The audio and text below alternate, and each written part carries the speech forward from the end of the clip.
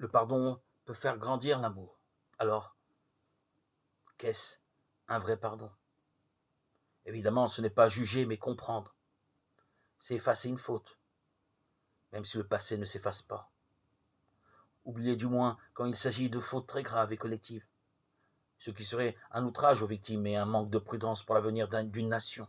Encore que les grands massacres de l'histoire aient été engendrés par des rancunes collectives dont il faut arrêter le cycle infernal de violence. Justifier la faute reste une faute, une réalité à supporter mais pas à nier. C'est le cas de l'excuse qui peut être perçue comme un pseudo-pardon. Je n'ai rien à te pardonner parce que ce n'est pas ta faute. Négocier à la recherche du coupable, ce qui compte, ce n'est pas d'avoir raison, c'est se réconcilier. Ou s'aplatir, renoncer à soi. Je ne veux pas être la poire de l'autre. Ou avoir de la clémence, où l'on se contente de renoncer à la punition, mais pas forcément à la haine.